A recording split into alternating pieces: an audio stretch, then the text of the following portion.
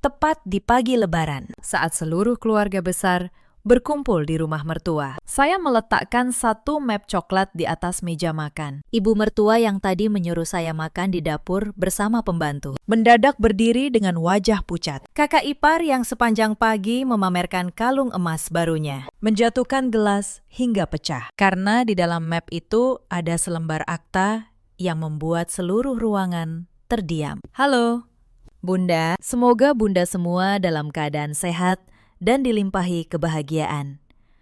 Sebelum kita masuk ke ceritanya, mohon bantu tekan tombol suka dan berlangganan channel ini. Ya, Bunda, selamat menyimak. Aroma opor ayam sudah memenuhi dapur sejak pukul 4 subuh. Lebaran tahun ini, seperti tahun-tahun sebelumnya, saya sudah berdiri di depan kompor jauh sebelum matahari naik. Tangan saya bergerak sendiri, mengiris bawang, menumis bumbu, menanak nasi untuk 18 orang. Bukan karena saya pembantu di rumah ini, tetapi karena di mata mertua saya memang tidak jauh berbeda dari itu. Nama lengkap saya Salsabila Hartono. Orang memanggil saya Bila.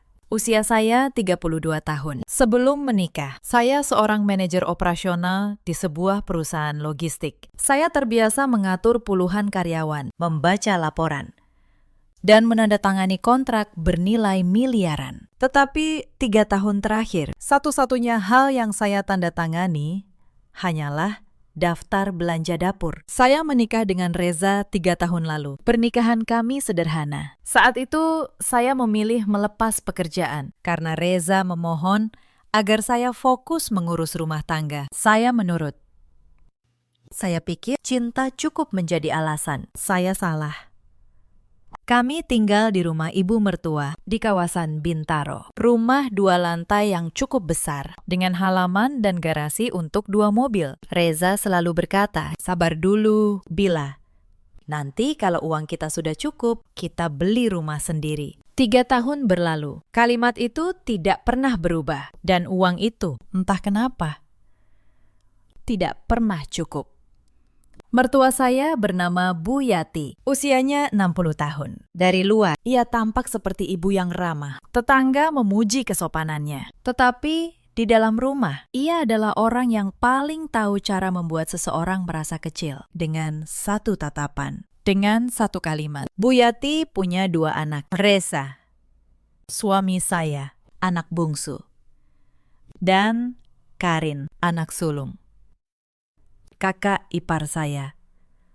Mbak Karin berusia 38 tahun. Ia menikah dengan seorang kontraktor, tinggal di sebuah perumahan elit di Pondok Indah. Setiap kali datang, ia membawa tas mahal, parfum yang wanginya memenuhi ruangan, dan cerita tentang liburan ke luar negeri. Di rumah ini, Mbak Karin adalah ratu, dan saya adalah pelayannya. Sena, anak saya, baru berusia 2 tahun. Ia adalah satu-satunya alasan saya bertahan. Saat malam terasa terlalu berat, saya menatap wajahnya yang tidur. Lalu, saya berkata pada diri sendiri, besok saya akan kuat lagi. Demi dia yang tidak diketahui siapapun di rumah itu. Ada satu hal yang saya simpan rapat-rapat. Satu nama yang tidak pernah saya sebut. Sebuah masa lalu yang sengaja saya kubur. Agar saya bisa merasakan dicintai sebagai diri saya sendiri. Bukan karena yang lain. Tetapi, Lebaran tahun ini, kubur itu akan terbuka. Saya ingin menceritakan dari awal bagaimana saya bisa sampai di titik ini. 3 tahun lalu, saya bertemu Reza di sebuah kafe kecil dekat kantornya. Waktu itu, saya sengaja menyamar. Saya memakai pakaian sederhana, naik angkutan umum, dan tidak pernah menyebut nama keluarga saya. Saya lelah dinilai dari kekayaan. Saya ingin tahu, apakah ada orang yang mencintai saya sebagai Bila, bukan sebagai apapun yang lain. Reza tampak tulus. Ia seorang pegawai biasa di perusahaan properti. Penghasilannya pas-pasan, tetapi sikapnya hangat. Ia membukakan pintu untuk saya. Ia mengingat kopi kesukaan saya. Saat saya bercerita bahwa saya hanya gadis biasa dari keluarga sederhana, ia tersenyum dan berkata, tidak masalah, saya jatuh cinta pada kesederhanaan itu. Saya memutuskan untuk tidak memberitahu siapapun di keluarganya tentang latar belakang saya. Saya datang ke pernikahan ini dengan tangan kosong, sengaja. Saya ingin memulai dari nol. Saya ingin membuktikan kepada diri saya sendiri bahwa saya bisa dicintai tanpa harta. Ayah saya sempat menentang. Beliau berkata, "Bila, kamu tidak harus menyembunyikan siapa dirimu untuk dicintai." Tetapi saya keras kepala. Saya bilang, "Biarkan saya mencoba hidup normal." Beliau akhirnya mengalah. Hanya satu yang beliau minta. Kalau suatu hari kamu disakiti, jangan diam. Kamu anak ayah. Kamu tidak diciptakan untuk diinjak. Saat itu saya tidak mengerti betapa pentingnya kalimat itu. Bulan-bulan pertama pernikahan, semua terasa baik-baik saja. Bu Yati masih bersikap manis. Mbak Karin masih sesekali memuji masakan saya. Tetapi semua berubah ketika mereka menyadari satu hal, bahwa saya benar-benar tidak membawa apa-apa. Saya ingat hari itu dengan jelas. Mbak Karin datang berkunjung, membawa oleh-oleh dari perjalanannya. Ia bertanya dengan nada yang sopan tetapi menusuk, "Bila, orang tuamu kerja apa, ya? Kok tidak pernah kelihatan?" Saya menjawab seadanya. "Orang tua saya sederhana, Mbak. Tinggal jauh di luar kota." Mbak Karin tersenyum tipis. Senyum yang kemudian saya pahami artinya. Sejak hari itu, sikap mereka berubah. Bu Yati mulai memberi saya tugas. Awalnya kecil, membersihkan ruang tamu, mencuci piring setelah makan, lalu bertambah, mencuci semua pakaian keluarga, menyetrika, memasak 3 kali sehari untuk semua orang. Hingga akhirnya, saya tidak lagi punya waktu untuk diri sendiri. Saya pernah mengeluh pada Reza. Saya berkata, "Mas, aku capek. Aku merasa seperti pembantu di rumah ini." Reza menghela napas. Lalu ia menjawab, "Sabar.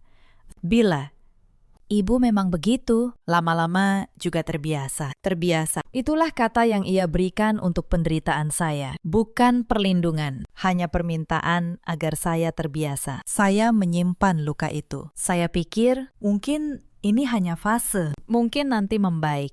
Tetapi luka yang dibiarkan tidak sembuh. Ia hanya menumpuk. Hari-hari berlalu dan perlakuan mereka semakin berani. Pagi itu, seperti biasa, saya bangun pukul 5. Sena masih tidur. Saya menyiapkan sarapan, lalu mencuci tumpukan pakaian yang menggunung. Saat saya sedang menjemur, Bu Yati keluar dari kamarnya. Ia menatap saya dari atas ke bawah, lalu berkata, "Bila, nanti siang Karin datang bawa teman-temannya. Kamu masak yang banyak, ya. Yang pantas. Jangan bikin malu keluarga ini." Saya mengangguk. Siang harinya, saya memasak rendang, ayam bakar, dan beberapa lauk lain. Saya mengeluarkan seluruh tenaga saya saat tamu datang. Mbak Karin memperkenalkan saya pada teman-temannya. Bukan sebagai adik ipar, tetapi dengan kalimat, "Ini yang bantu-bantu di rumah ibu." Teman-temannya mengangguk sopan, mengira saya pekerja. Saya berdiri di sana dengan celemek di pinggang, dan tidak ada yang membantah ucapan itu. Reza ada di ruangan. Ia hanya menunduk. Malam itu, saya menangis di kamar mandi agar tidak ada yang mendengar. Beberapa minggu kemudian, ada masalah dengan uang belanja. Bu Yati memanggil saya. Ia berkata bahwa pengeluaran dapur terlalu besar. Padahal saya tahu persis. Sebagian besar habis untuk menjamu tamu-tamu Mbak Karin. "Mulai sekarang, kamu yang tanggung belanja dapur," kata Bu Yati. "Reza kan suamimu, masa istri tidak bisa bantu?" Saya terdiam. Saya tidak punya penghasilan. Saya sudah melepas karir saya. Tetapi saya tidak membantah. Saya menjual beberapa perhiasan kecil saya untuk menutupi belanja. Mereka tidak pernah tahu. Dan saya tidak pernah cerita. Yang paling menyakitkan bukan soal pekerjaan, tetapi soal Sena. Suatu sore, Sena sedang bermain di ruang tamu. Tanpa sengaja, tangannya menyenggol vas bunga di meja. Vas itu jatuh dan pecah. Bu Yati keluar dengan wajah merah. Ia membentak, bukan pada Sena yang masih bayi, tetapi pada saya. Anak tidak diurus, dibiarkan main sembarangan. Mau jadi apa anak ini? Ibunya saja tidak becus. Saya menggendong Sena yang menangis ketakutan. Saya menahan air mata. Lalu, Bu Yati menambahkan satu kalimat yang membekas sampai hari ini. Pantas saja. Darah dari mana? Kelakuannya juga begitu. Darah dari mana? Beliau menghina asal-usul saya, tanpa tahu sama sekali siapa saya sebenarnya. Saya menatap Reza, berharap ia membela anaknya sendiri. Tetapi Reza hanya berkata pelan, "Sudah. Bila, bawa Sena ke kamar. Jangan bikin ibu tambah marah." Malam itu, sesuatu di dalam dada saya mulai mengeras. Bukan hanya sekali itu Sena diperlakukan berbeda. Saat anak-anak lain di rumah diberi mainan dan camilan, Sena selalu dilewati. Saat cucu-cucu lain dipangku dan dimanja Bu Yati, Sena hanya boleh menonton dari jauh. Suatu kali, Sena sakit demam tinggi di malam hari. Saya panik, ingin membawanya ke dokter. Tetapi Bu Yati melarang menggunakan mobil keluarga. Untuk apa ke dokter malam-malam? Cuma demam biasa. Buang-buang uang saja. Malam itu, saya menggendong Sena yang panas, berjalan kaki ke klinik terdekat di bawah hujan gerimis. Sambil menahan tangis, saya berbisik pada anak saya, "Maafkan Bunda. Nak, suatu hari Bunda janji kamu tidak akan pernah lagi diperlakukan seperti ini." Sejak malam itu, saya tidak lagi melihat rumah itu sebagai keluarga. Saya melihatnya sebagai penjara, dan saya mulai mencari jalan keluar. Setelah hari itu, saya mulai memperhatikan hal-hal kecil yang dulu saya abaikan. Cara Mbak Karin berbisik dengan ibunya saat saya lewat. Cara mereka berhenti bicara setiap kali saya masuk ruangan. Ada sesuatu yang sedang mereka rencanakan. Saya belum tahu apa. Tetapi naluri saya, yang dulu terlatih membaca gerak-gerik orang di ruang rapat, mulai menyala kembali. Beberapa hari kemudian, saya mendengar potongan percakapan tanpa sengaja. Saya sedang menjemur pakaian di dekat jendela kamar Bu Yati yang sedikit terbuka. Suara Mbak Karin terdengar pelan. "Bu, kita harus selesaikan ini sebelum si Bila sadar. Suruh dia tanda tangan, baru semuanya beres. Setelah itu, kita atur supaya Reza ceraikan dia. Bila pergi tanpa hak apa-apa." Lalu suara Bu Yati menyahut, "Iya, tapi pelan-pelan. Jangan sampai dia curiga." Tangan saya berhenti memegang jemuran. Jantung saya berdebar. Jadi benar, mereka sedang menyiapkan jebakan untuk membuang saya. Saya melanjutkan menjemur seolah tidak mendengar apa-apa. Tetapi di dalam, saya mulai menghitung. Saya mulai berpikir, sebagai mantan manajer, saya tahu satu hal. Jangan pernah bereaksi sebelum kamu punya semua informasi. Maka saya diam. Saya tetap melayani mereka seperti biasa. Saya tersenyum. Saya memasak. Saya mengurus rumah. Tetapi setiap malam, saya mulai mengumpulkan kembali serpihan diri saya yang dulu. Saya mulai mengingat siapa saya sebenarnya. Suatu hari, Mbak Karin sengaja merusak masakan yang sudah saya buat. Ia menumpahkan garam ke dalam panci sup, lalu mengeluh keras di depan tamu. "Bila, kamu ini gimana sih masaknya? Asin sekali." Tamu sampai malu. Memang tidak bisa diandalkan. Saya tahu betul, saya tidak menambahkan garam sebanyak itu. Tetapi saya hanya meminta maaf. Saya tahu, membantah hanya akan memberi mereka alasan baru untuk menyerang. Lalu ada kejadian dengan uang. Suatu pagi, Bu Yati kehilangan uang 500.000 dari laci kamarnya. Tanpa bukti, tanpa bertanya. Ia langsung menuduh saya. "Pasti kamu yang ambil." "Siapa lagi? Orang seperti kamu memang begitu." Tuduhan itu menyayat hati saya. Saya yang menjual perhiasan sendiri untuk menutupi belanja dapur mereka, justru dituduh mencuri. Belakangan, uang itu ditemukan terselip di balik lemari. Tidak ada satupun permintaan maaf. Mereka bersikap seolah tidak ada apa-apa. Setiap penghinaan itu saya catat dalam ingatan. Bukan untuk dendam buta, tetapi karena saya tahu suatu hari semua ini akan menjadi bukti betapa busuknya hati mereka. Tidak lama setelah itu, Mbak Karin mengadakan arisan di rumah. Belasan teman-temannya datang, semuanya perempuan, dengan pakaian mahal dan perhiasan berkilau. Saya, seperti biasa, ditugaskan menyiapkan semua hidangan. Saya memasak sejak pagi, menata meja,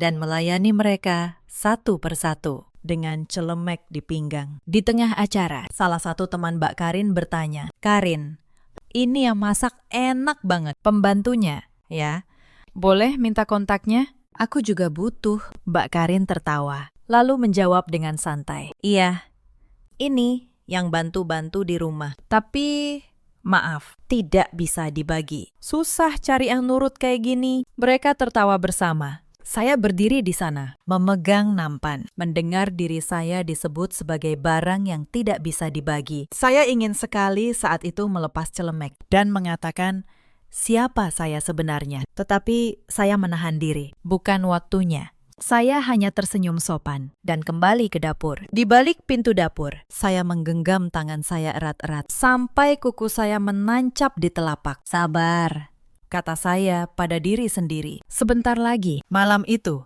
saya mencoba berbicara dengan Reza untuk terakhir kalinya. Saya berkata, Mas, aku tidak bisa terus begini. Anakmu, Sena, diperlakukan seperti bukan bagian dari keluarga ini. Aku diperlakukan seperti pembantu. Kalau kamu masih punya hati, tolong ambil sikap. Saya berharap sekali saja ia akan berdiri di pihak saya. Tetapi Reza menghela nafas, lalu menjawab dengan kalimat yang menghancurkan harapan terakhir saya. Bila, kamu yang harus mengerti. Ibu dan Mbak Karin itu keluargaku. Kamu cuma orang luar yang masuk. Sudah seharusnya kamu menyesuaikan diri. Jangan terus menuntut. Orang luar, itulah kata yang ia pakai untuk istrinya sendiri. Ibu dari anaknya. Saya menatapnya lama. Lalu, saya mengangguk pelan. Bukan karena setuju, tetapi karena di malam itu saya sudah selesai berharap padanya. Seminggu sebelum hari raya, rumah mulai ramai. Sanak saudara dari kampung berdatangan. Bu Yati sibuk mengatur. Dan seperti biasa, semua beban pekerjaan jatuh ke pundak saya. Saya memasak, membersihkan, menyiapkan kamar untuk tamu. Sementara Mbak Karin datang hanya untuk duduk, memamerkan baju baru, dan memberi perintah. 3 hari sebelum Lebaran, Mbak Karin mendatangi saya di dapur. Tangannya memegang map. Ia tersenyum manis, terlalu manis. Bila, ada surat yang harus kamu tanda tangani. Ini soal renovasi dapur. Ibu mau bikin dapur baru, tapi butuh persetujuan semua penghuni rumah. Kamu tanda tangan di sini, ya. Ia menyodorkan 1 lembar kertas dengan bagian bawah yang ditutup tangannya. Saya melihat kertas itu. Naluri lama saya sebagai mantan manajer yang dulu membaca ribuan kontrak. Langsung bangun. Saya berkata, boleh saya baca dulu, Mbak? Dari atas sampai bawah. Senyum Mbak Karin memudar sedikit. Untuk apa dibaca? Ini cuma formalitas. Kamu ini dikasih kepercayaan kok malah ribet. Saya tetap diam dan tidak menyentuh pena. Mbak Karin akhirnya menarik map itu dengan kesal. Ya sudah, nanti saja. Tetapi malam itu, saya tidak bisa tidur. Ada sesuatu yang salah dengan kertas itu. Keesokan harinya, saya mendapat kesempatan. Saat semua orang keluar untuk membeli kebutuhan Lebaran, saya menemukan map itu tergeletak di meja Mbak Karin. Tangan saya gemetar saat membukanya.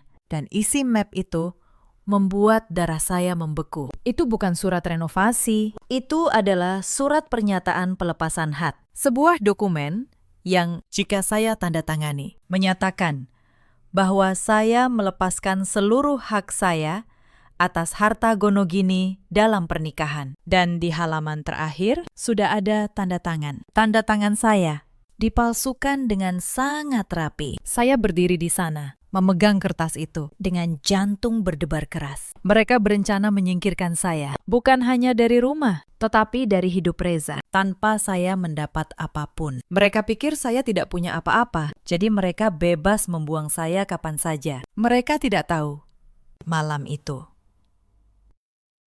saya sudah memutuskan sesuatu. Saya mengembalikan map itu ke tempatnya, persis seperti semula.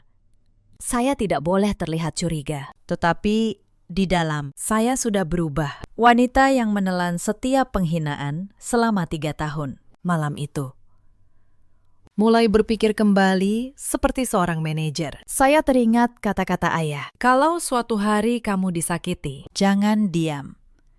Kamu tidak diciptakan untuk diinjak. Selama ini, saya diam. Saya pikir kesabaran adalah kebaikan, tetapi kesabaran yang dimanfaatkan hanya membuat orang jahat semakin berani. Esoknya, sehari sebelum Lebaran. Terjadi sesuatu yang memutuskan benang terakhir. Mbak Karin sedang berkumpul dengan beberapa sepupu di ruang keluarga. Saya membawakan minuman untuk mereka. Saat saya meletakkan nampan, saya tidak sengaja mendengar percakapan mereka. Mbak Karin berkata dengan nada bangga, "Sebentar lagi, rumah ini resmi atas namaku. Ibu sudah setuju. Tinggal urus surat-suratnya." Sibila, tenang saja. Dia akan pergi dengan tangan kosong. Memang dari awal tidak bawa apa-apa. Mau menuntut apa? Para sepupu tertawa kecil. Salah satu dari mereka bertanya, "Terus Reza gimana?" Mbak Karin mengibaskan tangannya. Reza nurut sama ibu. Dia juga sudah bosan sama istrinya yang tidak ada kelasnya itu. Saya berdiri di ambang pintu dengan nampan kosong di tangan. Mereka melihat saya,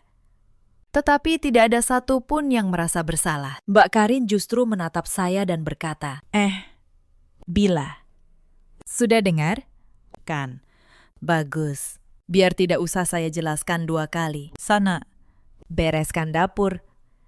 Saya tidak menjawab, saya hanya membalikan badan dan pergi. Tetapi di balik wajah tenang itu, sebuah rencana sudah tersusun rapi. Sebenarnya, sejak menemukan surat pelepasan hak palsu itu, saya sudah mulai bergerak diam-diam. Di siang hari, saat semua orang sibuk dengan persiapan Lebaran, saya menyelinap ke ruang kerja kecil di lantai atas. Saya memotret setiap dokumen mencurigakan yang saya temukan, surat-surat yang mereka siapkan, catatan-catatan kecil di laci Mbak Karin. Semua saya simpan rapi sebagai bukti. Saya juga menghubungi mantan asisten pribadi saya dulu, seorang perempuan bernama Indah yang masih bekerja di lingkaran perusahaan ayah. Lewat dia, saya kembali mengakses dokumen-dokumen penting yang selama ini disimpan untuk saya, termasuk sertifikat rumah ini, yang ternyata sudah lama tercatat atas nama saya, tanpa saya sadari. Indah berkata dengan suara terharu, "Nona Bila, kami semua menunggu Nona kembali. Bapak selalu yakin, suatu hari Nona akan bangkit." Air mata saya menggenang. Saya tidak pernah benar-benar sendirian. Saya hanya lupa betapa banyak orang yang mempercayai saya. Malam sebelum Lebaran, saat rumah sudah sepi, saya menyusun semua bukti itu ke dalam satu map coklat. Surat palsu mereka, sertifikat asli, dokumen perusahaan. Saya menatap map itu lama. Inilah senjata saya. Bukan amarah, bukan teriakan, tetapi kebenaran hitam di atas putih yang tidak bisa dibantah siapapun. Lalu saya keluar ke halaman belakang dan menelpon satu nomor yang sudah lama tidak saya hubungi. Nomor Pak Danang, notaris kepercayaan keluarga saya, sekaligus orang yang dulu mengurus seluruh dokumen ayah. "Pak Danang," kata saya pelan, "ini Bila, saya butuh bantuan Bapak besok, saat Lebaran. Tolong bawa semua dokumen itu. Anda tahu dokumen yang mana?" Di seberang sana, suara Pak Danang terdengar berat. Akhirnya, "Nak Bila, saya sudah menunggu telepon ini selama 3 tahun. Ayah Anda menitipkan semuanya kepada saya untuk hari seperti ini. Besok, semua akan jelas." Saya menutup telepon. Saya menengadah, menatap langit malam. Untuk pertama kalinya dalam 3 tahun, saya merasa bisa bernapas. Sebelum kembali masuk, saya didatangi seseorang, Mbak Surti, pembantu yang sudah bekerja di rumah ini selama belasan tahun. Wanita tua yang selama ini diam-diam memperhatikan saya. Ia menyelipkan sebuah amplop lusuh ke tangan saya. "Bu Bila," bisiknya, "ini dititipkan seseorang. Dulu sekali. Katanya, berikan pada menantu yang paling disakiti di rumah ini." Saya rasa orang itu adalah Bu Bila. Saya membuka amplop itu di kamar. Di dalamnya ada secarik surat dan sebuah kunci. Tulisan tangan di surat itu saya kenali betul. Tulisan tangan ayah, beliau. Tanpa saya tahu, ternyata sudah mempersiapkan segalanya jauh sebelum hari ini. Air mata saya jatuh, bukan karena sedih, tetapi karena saya sadar saya tidak pernah benar-benar sendirian. Saya hampir tidak tidur malam itu, bukan karena cemas, tetapi karena untuk pertama kalinya saya menanti pagi dengan tenang. pagi yang akan mengubah segalanya. Pagi Lebaran tiba. Suara takbir masih bergema dari masjid saat saya sudah berada di dapur. Seperti 3 tahun terakhir, saya yang menyiapkan semuanya. Ketupat, opor, rendang, sambal goreng ati. 18 piring tersusun rapi. Tangan saya lelah, tetapi hati saya tenang. Hari ini berbeda. Hari ini, untuk terakhir kalinya, saya melayani mereka. Setelah sholat Id, rumah mulai penuh. Sanak saudara berdatangan. Suara tawa dan obrolan memenuhi ruangan. Bu Yati duduk di kursi utama, mengenakan kebaya terbaiknya, menerima salam dari semua orang. Mbak Karin datang paling akhir dengan gaun mahal dan kalung emas yang sengaja ia pamerkan. Ia berjalan seperti seorang ratu yang memasuki istananya. Tibalah acara yang paling saya benci setiap tahun. Pembagian uang lebaran untuk anak-anak. Bu Yati mengeluarkan setumpuk amplop. Satu persatu, cucu dan keponakan dipanggil. Setiap anak mendapat amplop tebal, diiringi pelukan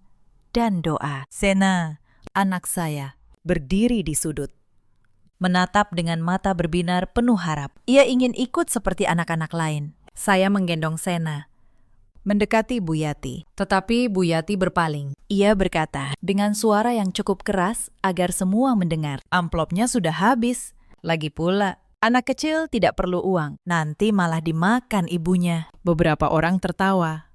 Mbak Karin tersenyum puas. Sena, yang masih terlalu kecil untuk mengerti, menarik baju saya dan bertanya, "Bunda?"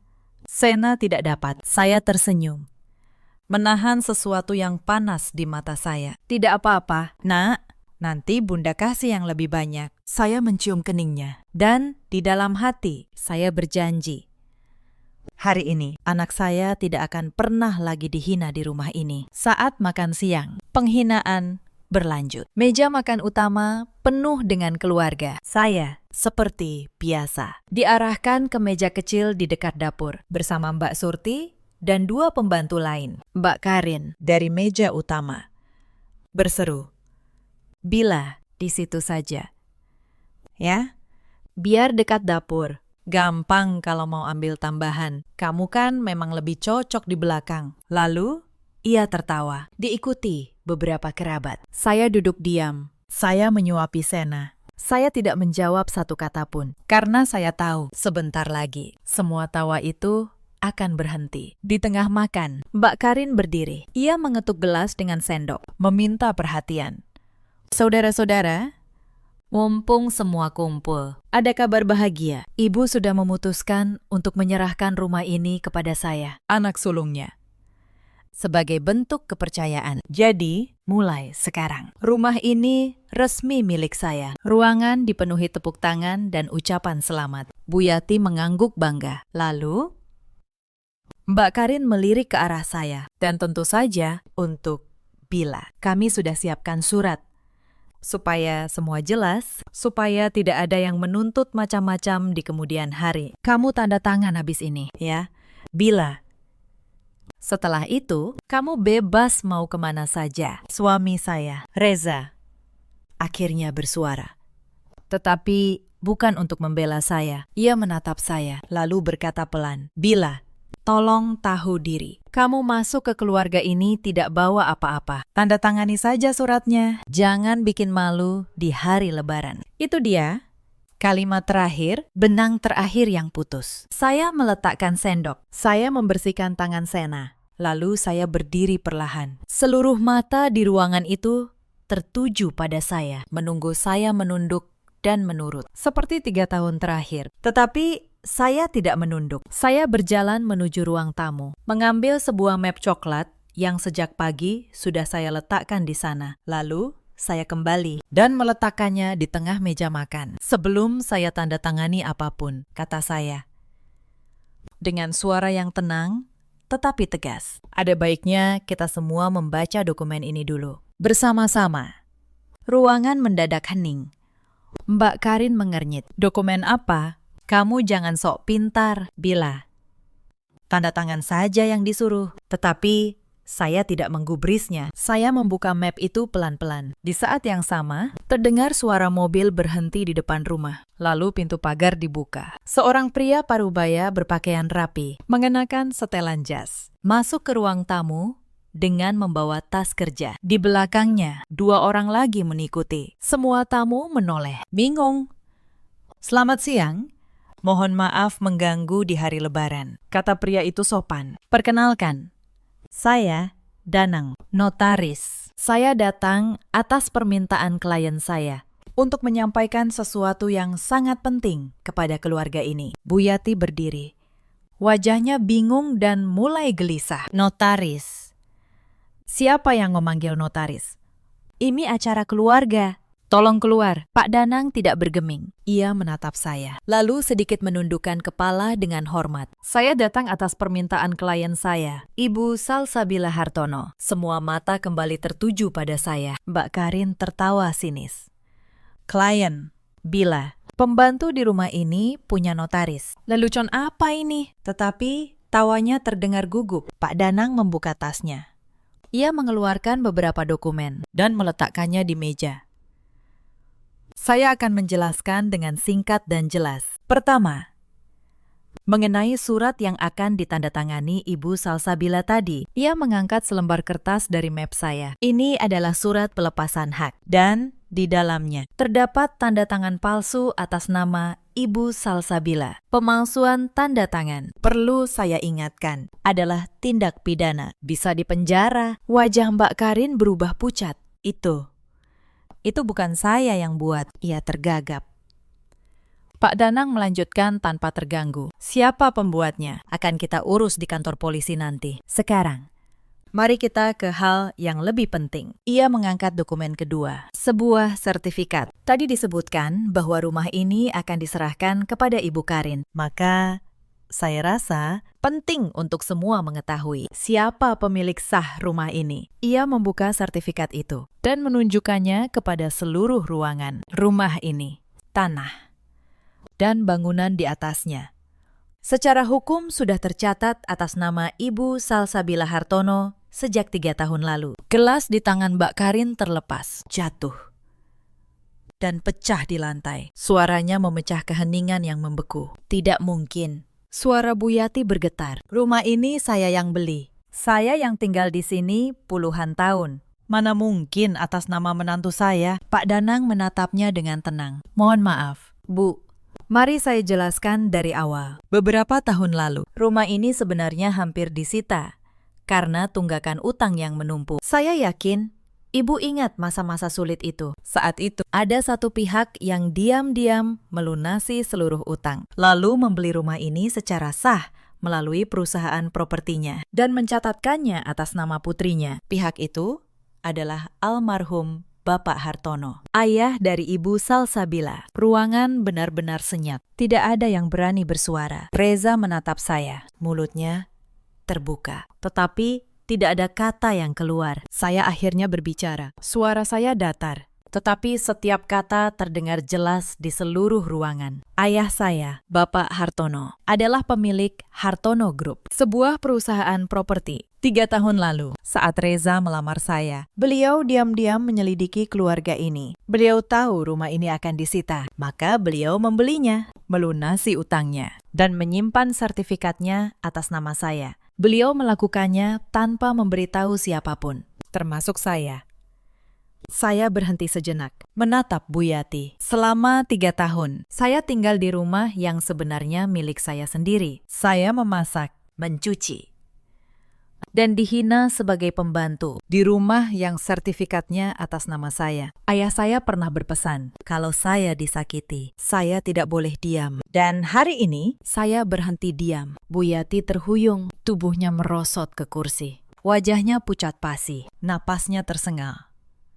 Mbak Karin berlari menahannya sambil berteriak histeris. "Ini bohong, ini pasti tipuan." "Mana mungkin." Tetapi Pak Danang sudah meletakkan seluruh dokumen di atas meja. Sertifikat asli, bukti pembelian, akta notaris, semua tercatat hitam di atas putih. Tidak ada yang bisa dibantah. Pak Danang mengeluarkan satu dokumen terakhir, sebuah amplop yang sudah disegel. Dan ini adalah surat wasiat almarhum Bapak Hartono yang beliau titipkan kepada saya. Beliau berpesan, surat ini hanya boleh dibuka di hadapan keluarga ini di hari ketika putrinya memutuskan untuk berhenti disakiti. Ia membuka segel itu dan membaca dengan suara lantang. Isi surat itu sederhana, tetapi menghantam seperti palu. Ayah saya menulis bahwa beliau sengaja merahasiakan semuanya karena ingin tahu bagaimana keluarga ini memperlakukan putrinya saat mengira putrinya tidak punya apa-apa. Beliau menulis, cara seseorang memperlakukan orang yang dianggap lemah menunjukkan siapa mereka sebenarnya. Dan keluarga ini telah menunjukkan jati diri mereka. Suasana di ruangan itu berubah total. Para kerabat yang tadi tertawa, kini menunduk.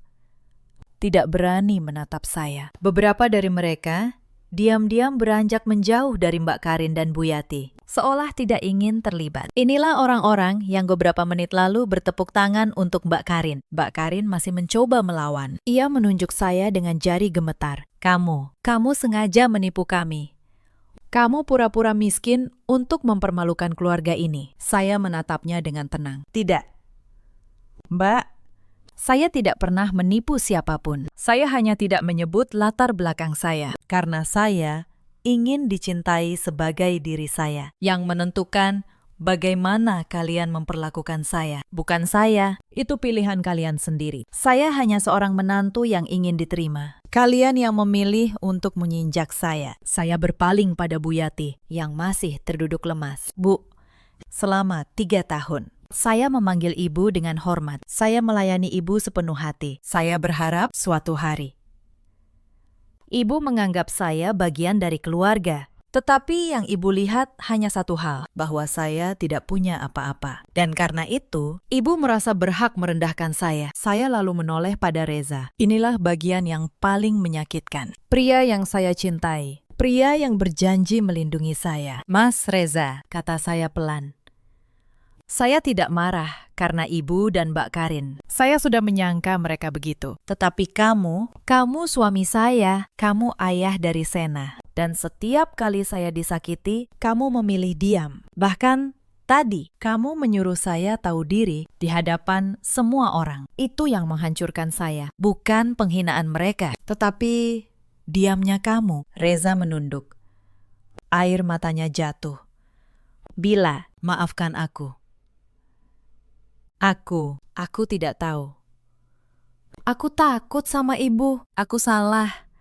Tolong, beri aku kesempatan. Tetapi saya hanya menggeleng pelan. Penyesalan yang datang setelah semuanya terbongkar. Bukan penyesalan. Itu hanya ketakutan kehilangan. Saya mengeluarkan satu dokumen lagi dari dalam tas saya. Surat gugatan cerai yang sudah saya siapkan diam-diam bersama pengacara. Saya meletakkannya di depan Reza. Ini permintaan terakhir saya. Saya ingin perpisahan yang baik-baik. Saya tidak akan mengambil apapun darimu, karena memang kamu tidak punya apa-apa untuk diambil. Saya hanya ingin hak asuh penuh atas Sena, dan kamu akan memberikannya. Reza tidak menjawab.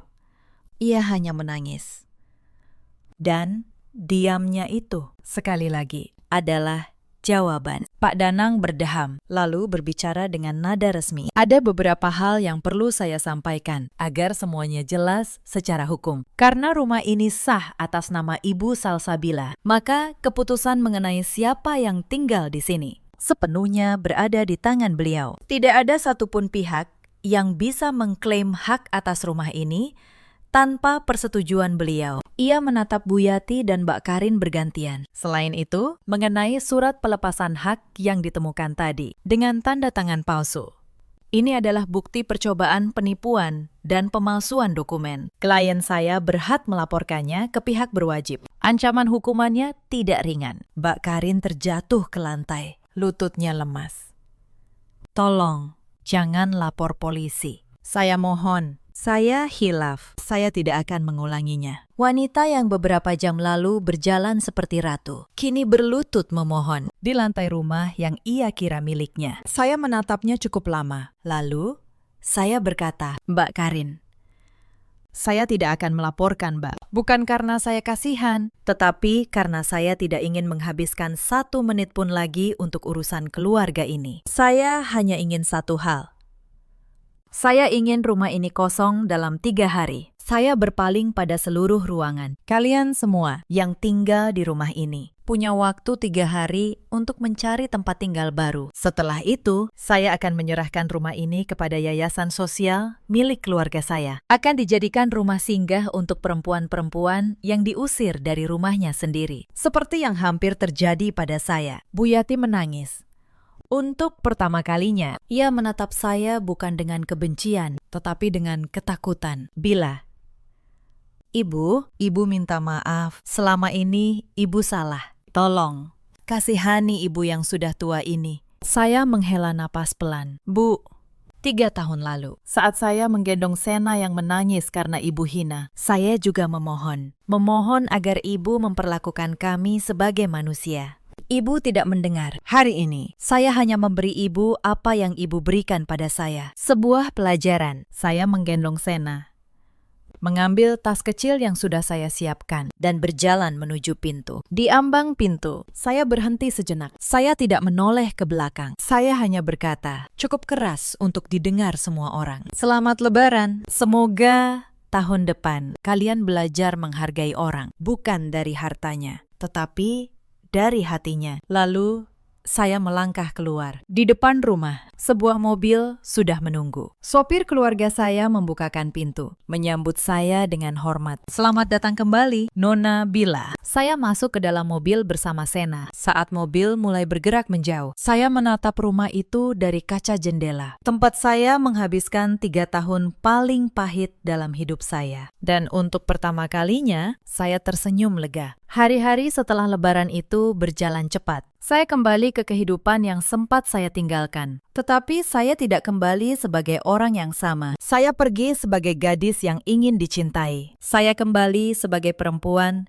yang tahu nilai dirinya. Ayah saya sudah meninggal setahun sebelum semua ini terbongkar. Beliau pergi dengan tenang, setelah memastikan putrinya akan baik-baik saja, apapun yang terjadi. Saya baru menyadari betapa besar cinta beliau. Justru di hari beliau sudah tiada. Beliau tidak pernah memaksa saya kembali. Beliau hanya menyiapkan jaring pengaman, lalu membiarkan saya belajar. Dan ketika saya jatuh, jaring itu ada di sana. Hartono Group, perusahaan yang dirintis ayah, kini berada di tangan saya. Awalnya saya ragu. Saya sudah 3 tahun tidak bekerja. Tetapi naluri lama saya sebagai manajer kembali dengan cepat. Saya belajar lagi dari bawah. Saya menghabiskan hari-hari saya di kantor, mengurus proyek, bertemu mitra, membangun kembali apa yang sempat saya tinggalkan. Untuk pertama kalinya dalam bertahun-tahun, saya merasa hidup saya berarti. Sena tumbuh menjadi anak yang ceria. Ia tidak lagi tinggal di rumah yang penuh bentakan. Ia tumbuh di lingkungan yang penuh kasih. Setiap pagi, ia memeluk saya sebelum saya berangkat kerja. Dan setiap malam, ia tertidur dalam pelukan saya tanpa rasa takut. Hak asuhnya jatuh sepenuhnya kepada saya. Reza tidak melawan. Mungkin itu satu-satunya hal benar yang ia lakukan. Rumah di Bintaro itu, seperti janji saya serahkan kepada yayasan sosial. Kini, tempat yang dulu menjadi saksi penderitaan saya berubah menjadi rumah singgah. Tempat berlindung bagi perempuan-perempuan yang diusir, dihina, dan dianggap tidak berharga oleh keluarganya sendiri. Setiap kali saya berkunjung ke sana dan melihat senyum mereka yang menemukan harapan baru, saya merasa lingkaran itu telah selesai. Luka saya berubah menjadi tempat penyembuhan bagi orang lain. Lalu, bagaimana dengan mereka? Bu Yati dan keluarganya pindah dari rumah itu dalam 3 hari, seperti yang saya minta. Mereka menyewa rumah kecil di pinggiran kota. Kabar yang saya dengar, kehidupan mereka tidak pernah lagi sama. Kewibawaan yang dulu dibangun Bu Yati di mata tetangga runtuh seketika saat cerita ini tersebar. Orang-orang yang dulu memuji kesopanannya kini membicarakan bagaimana ia memperlakukan menantunya sendiri. Mbak Karin mengalami nasib yang lebih buruk. Suaminya, sang kontraktor, ternyata sedang dalam masalah keuangan besar yang selama ini ia sembunyikan dengan gaya hidup mewah. Tidak lama setelah peristiwa Lebaran, masalah itu meledak. Rumah mewahnya di Pondok Indah disita bank. Kalung emas dan tas mahal yang dulu ia pamerkan satu persatu dijual untuk menutupi utang. Perempuan yang dulu memperlakukan saya seperti pembantu, kini harus berjuang mempertahankan apa yang tersisa. Saya tidak pernah merasa senang atas penderitaan mereka. Itu bukan kemenangan yang saya cari. Mereka kehilangan segalanya, bukan karena saya merebutnya, tetapi karena cara mereka memperlakukan orang lain. Pada akhirnya menghancurkan fondasi hidup mereka sendiri. Karma tidak selalu datang dari tangan kita. Kadang, ia hanya perlu waktu untuk bekerja sendiri. Dan Reza, suami saya, ia sempat beberapa kali mencoba menghubungi saya. Mengirim pesan panjang berisi penyesalan. Mengatakan ia menyadari kesalahannya. Bahwa ia masih mencintai saya. Bahwa ia ingin memperbaiki semuanya. Saya membaca pesan-pesan itu. Lalu, saya membalasnya dengan satu kalimat. Mas, cinta tanpa keberanian untuk melindungi. Hanya kata-kata kosong. Saya sudah cukup lama hidup dengan kata-kata kosong. Setelah itu, saya tidak pernah membalas lagi. Setahun berlalu sejak Lebaran yang mengubah segalanya. Saya kini berdiri di tempat yang berbeda. Bukan di dapur orang lain, tetapi di ruang kerja saya sendiri. Di puncak gedung perusahaan yang dirintis ayah. Sena bermain di karpet, tertawa tanpa rasa takut. Dan saya, untuk pertama kalinya, merasa utuh sebagai diri saya sendiri. Saya tidak lagi menyembunyikan siapa saya. Bukan karena saya bangga dengan harta, tetapi karena saya belajar menyembunyikan diri untuk dicintai. Hanya mengundang orang yang salah. Cinta yang sejati tidak peduli pada apa yang kita punya. Ia peduli pada siapa kita. Cerita ini mengajarkan satu hal. Jangan pernah menilai seseorang dari apa yang tampak di permukaan. Dan jangan pernah merendahkan orang yang kamu kira lemah. Karena kamu tidak pernah tahu siapa sebenarnya yang sedang berdiri di hadapanmu. Di luar sana, ada banyak perempuan yang seperti saya dulu. Perempuan yang melayani dengan sepenuh hati, tetapi dianggap tidak berharga. Yang menelan setiap penghinaan demi sebuah keluarga yang tidak pernah menganggapnya bagian dari mereka. Jika kamu salah satunya, ingatlah, kesabaranmu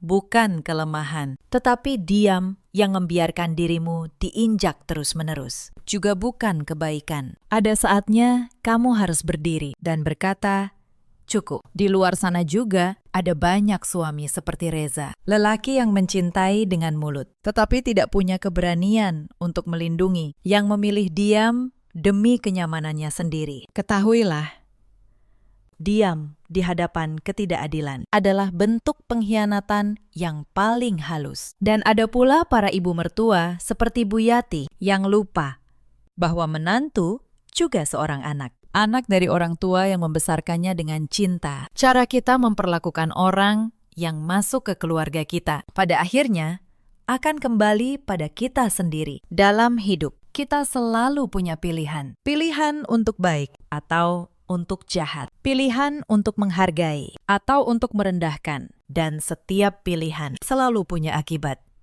Harga diri adalah mahkota yang tidak boleh kita biarkan diinjak oleh siapapun, termasuk oleh orang yang kita panggil keluarga. Bagaimana dengan kalian? Pernahkah kalian berada di posisi seperti saya? Ceritakan kisah kalian di kolom komentar. Terima kasih sudah menemani sampai akhir. Sampai jumpa di cerita berikutnya. Holder, jangan tempel ke engine. Voice, satu suara perempuan, Indonesia dewasa, narator tunggal. Saran, engine, speed equals 1, zero pitch equals 0, language equals Indonesian. Jika engine mendukung global emotion, B1 to B3 kamsedi. B4 tense menanjak. B5 tegas marah. B6 hangat atur manual. Badan teks tidak menyertakan tag. Tempel di bawah garis ini. Suamiku tertawa kecil di atas panggung gala itu. Yakin sudah merampas semuanya dariku. Rumah, harta, bahkan kedua anakku. Ia pikir aku hanya perempuan rumahan yang lemah dan mudah dibuang. Namun wajah pengacaranya berubah pucat saat aku menarik satu map tipis dari dalam tasku. Akulah pemilik sah dari jantung perusahaan yang membesarkannya. Halo, sahabat cerita, selamat datang kembali di kanal ini. Sebelum kita mulai, tuliskan di kolom komentar kalian menonton dari kota mana. Jangan lupa tekan tombol suka dan berlangganan supaya kanal ini terus tumbuh. Sekarang, mari kita mulai.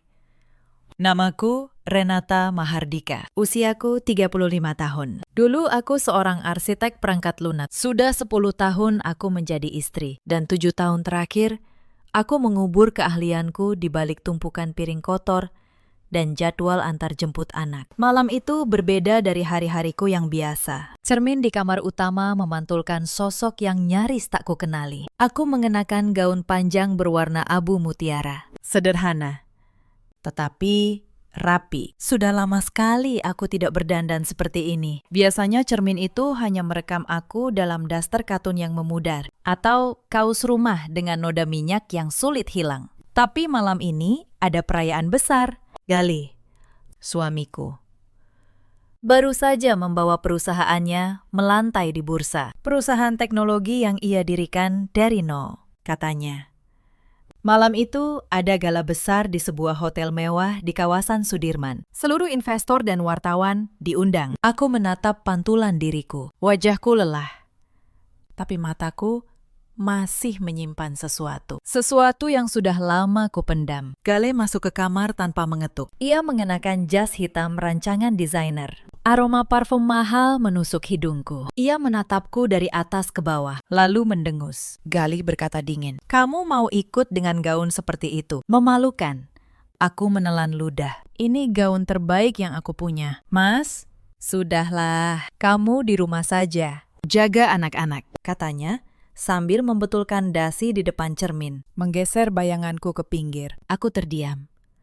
Sudah lama aku terbiasa dengan kalimat seperti itu. Padahal, dulu, akulah yang menemaninya begadang. Akulah yang menulis baris demi baris kode saat ia masih belum punya apa-apa. Tapi itu kisah lama. Kisah yang bahkan ia sendiri sudah berpura-pura lupa. Aku duduk di tepi ranjang setelah ia pergi. Suara mobilnya menjauh di halaman. Aku menatap langit-langit. Mari kuceritakan dari awal bagaimana aku sampai di titik ini. 12 tahun lalu, aku dan Gali bertemu di sebuah perusahaan rintisan kecil. Aku lulusan teknik informatika. Otakku tajam untuk hal-hal yang rumit. Galih pandai bicara, pandai meyakinkan orang. Kami seperti dua kepingan yang saling melengkapi. Saat itu kami punya sebuah ide. Sebuah sistem pintar untuk memprediksi pola belanja pengguna. Aku yang merancang seluruh kerangka teknisnya. Galih yang mencari pemodal. Sebelum kami menikah, ada satu hal yang kulakukan. Karena aku tahu betul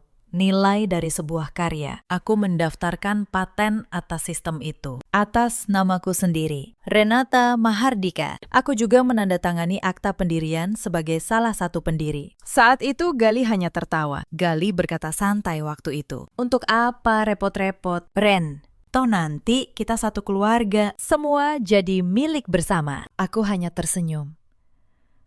Tidak ada salahnya rapi sejak awal. Mas, aku tak tahu. Kalimat itu kelak akan menyelamatkan seluruh hidupku. Kami menikah setahun kemudian. Modal kami hanya cinta. Tak ada perjanjian apapun soal harta. Aku tak pernah berpikir sejauh itu. Setahun setelah menikah, aku hamil anak pertama, Bima.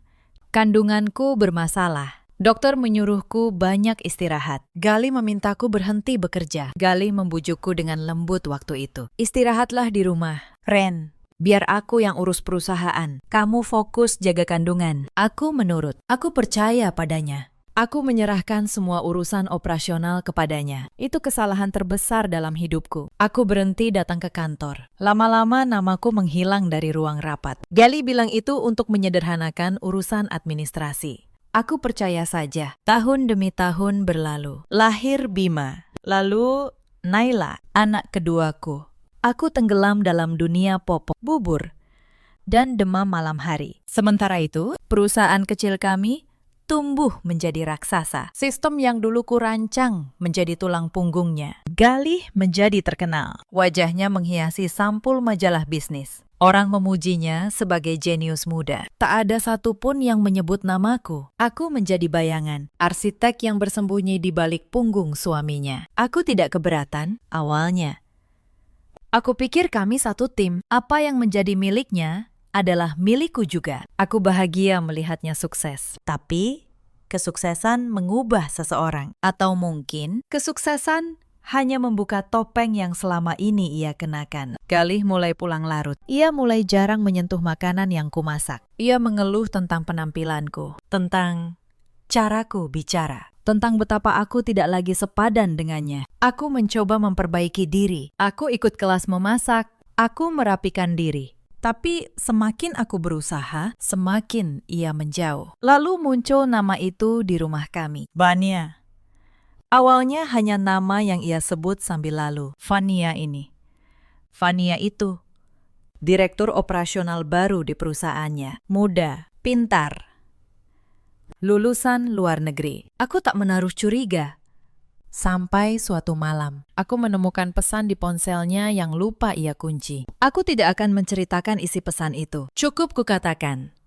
Malam itu duniaku runtuh dalam diam. Tanganku gemetar memegang ponsel itu. Tapi aku tidak berteriak. Aku tidak menangis di depannya. Aku meletakkan ponsel itu kembali ke tempatnya. Lalu aku masuk ke kamar anak-anak. Kupandangi wajah Bima dan Naila yang tidur pulas. Malam itu aku belajar satu hal. Air mata tidak akan mengembalikan apapun. Yang bisa menyelamatkanku hanyalah kepala yang dingin. Aku mulai memperhatikan segalanya dengan lebih waspada. Aku mencatat dalam diam. Aku belajar kembali tentang dunia yang dulu kutinggalkan. Tapi sebelum aku siap, badai itu datang lebih cepat. Suatu pagi, kartu ATM-ku ditolak di kasir minimarket. Aku malu di depan antrean panjang. Aku mengembalikan susu dan roti kerak. Aku pulang dan menelpon bank. Petugas bank memberitahuku bahwa rekening bersama kami telah diubah. Aku tidak lagi punya akses. Gali telah memindahkan semua dana ke rekening pribadinya. Malam itu, aku bertanya padanya. Gali hanya menjawab tanpa menoleh dari laptopnya. Gali berkata datar, mulai sekarang, aku yang atur keuangan. Kamu cukup minta kalau butuh. Itu lebih rapi. Aku terdiam. Mulai hari itu, aku harus meminta uang seperti seorang pengemis di rumahku sendiri. Tapi malam itu, ia belum tahu apa yang sedang kupersiapkan diam-diam. Beberapa hari kemudian, datang giliran kedua. Aku punya satu laptop tua. Di dalamnya, tersimpan catatan-catatan lamaku. Rancangan awal sistem yang dulu kubuat. Itu satu-satunya hartaku yang tersisa. Pagi itu, 2 orang dari kantor Galih datang ke rumah. Mereka membawa surat.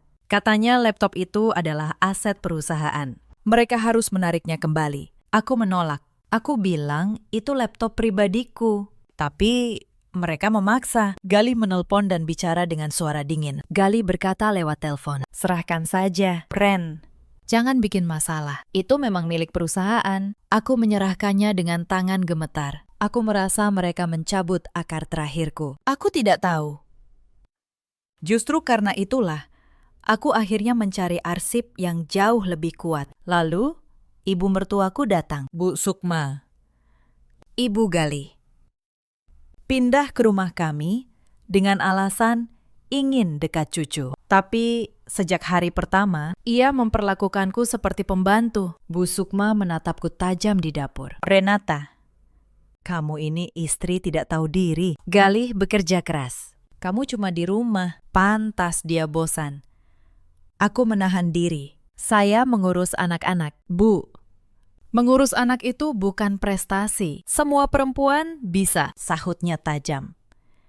Puncaknya datang seminggu kemudian. Bu Sukma menyuruhku pindah dari kamar utama. Katanya kamar itu terlalu bagus untuk perempuan sepertiku. Ia menyuruhku tidur di kamar belakang, kamar yang dulu disiapkan untuk asisten rumah tangga. Aku memandang Galih, berharap ia membelaku. Tapi ia hanya diam. Diamnya lebih menyakitkan daripada 1000 hinaan. Malam itu, aku memindahkan barang-barangku sendiri. Tapi mereka tak tahu. Aku sedang menghitung mundur. Mbak Yanti, asisten rumah tangga kami, menangis melihatku. Ia membantuku membawa barang. Ia berbisik bahwa ia tahu siapa aku sebenarnya. Ia satu-satunya orang di rumah itu yang masih memanggilku dengan hormat. Penghinaan berikutnya terjadi di depan umum. Gali mengadakan pesta kecil di rumah untuk merayakan rencana melantai di bursa. Banyak tamu datang. Aku diminta menyiapkan makanan, lalu disuruh masuk ke dapur. Di tengah pesta, Vania datang. Perempuan itu mengenakan gaun merah yang mencolok. Ia berjalan langsung ke arah Galih dan menggandeng lengannya di depan semua tamu. Seolah dialah nyonya rumah ini. Aku berdiri di ambang dapur dengan nampan di tangan. Mataku bertemu mata Fania. Ia tersenyum miring ke arahku. Senyum kemenangan yang memuakan. Fania menghampiriku sambil berbisik. Masakanmu enak, Mbak. Cocok jadi juru masak. Biar urusan Mas Galih aku yang temani. Nampan di tanganku nyaris jatuh. Tapi aku menahannya. Aku tersenyum tipis. Di dalam. Aku mencatat satu nama lagi dalam daftar yang sedang kususun. Para tamu mulai berbisik. Beberapa menatapku dengan iba.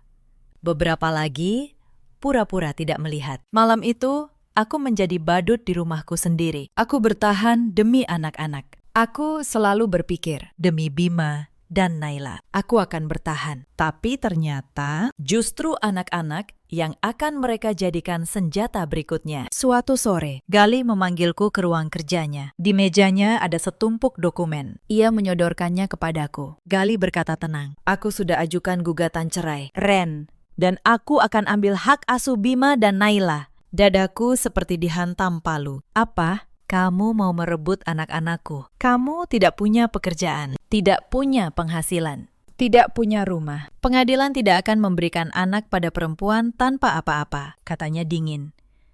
Aku menatapnya tak percaya. Aku ibu mereka. Galih, aku yang melahirkan. Aku yang membesarkan mereka. Itu tidak cukup di mata hukum, jawabnya sambil tersenyum. Lebih baik kamu terima saja. Aku akan beri kamu uang.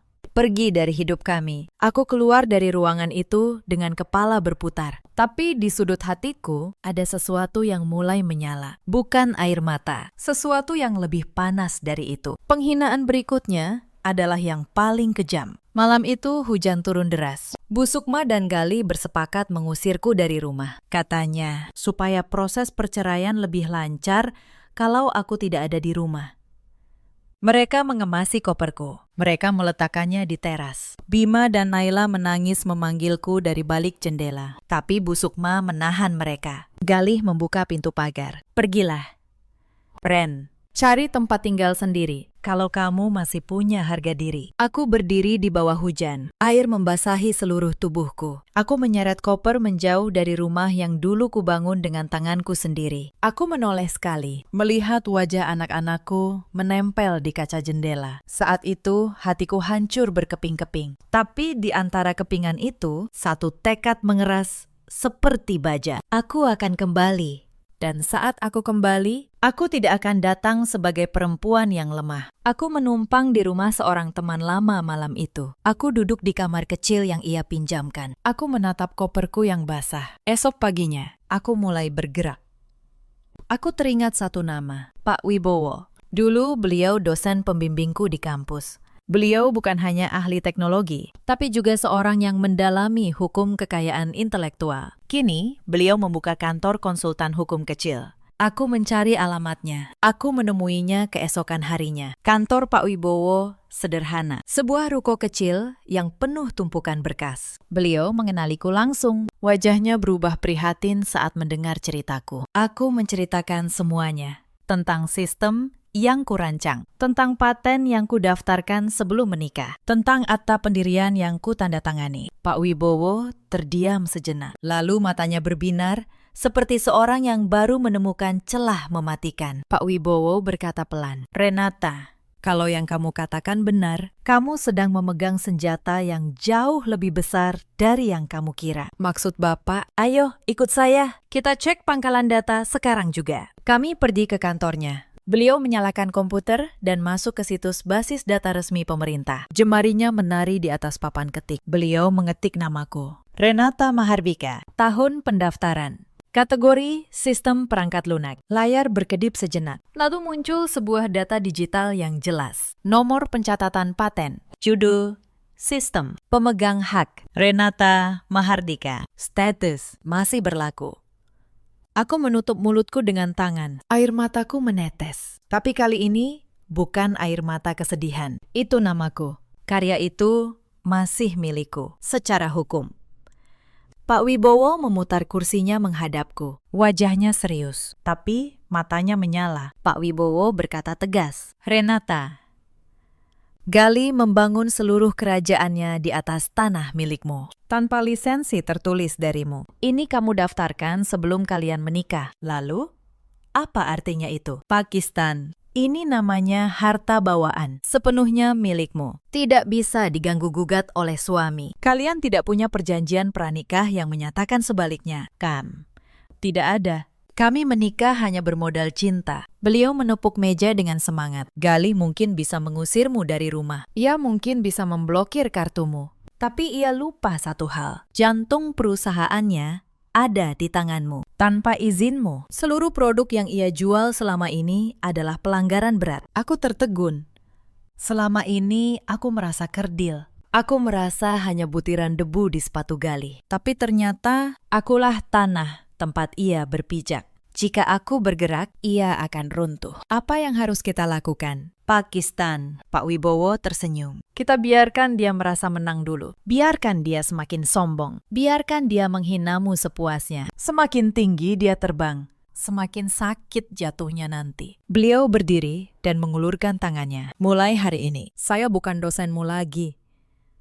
Saya pengacaramu. Kita akan ambil kembali anak-anakmu. Dan kita akan ajarkan mantan suamimu arti sesungguhnya dari kata sepadan. Aku menyambut jabat tangan itu dengan erat. Genggamanku kuat, tidak lagi lemah seperti perempuan yang tadi pagi menangis di kursi tamu. Aku berkata, "Mantap! Terima kasih, Pakistan. Saya siap berperang." Hari-hari berikutnya, kuhabiskan untuk menyusun ulang hidupku. Pak Wibowo membantuku menyewa kamar kos sederhana di pinggir kota. Aku membeli laptop bekas dengan uang tabungan terakhirku. Lalu, aku mulai mengingat kembali, mengetik kembali, membangkitkan kembali keahlian yang selama 7 tahun kukubur dalam diam. Ternyata otakku belum tumpul. Jari-jariku masih ingat caranya menari di atas papan ketik. Malam demi malam, aku begadang, mengumpulkan arsip lama dari surel-surel yang dulu pernah kukirim. Setiap rancangan awal, setiap baris pertama dari sistem itu, semua kusimpan rapi. Pak Wibowo mengajariku satu hal penting. Dalam perang hukum, yang menang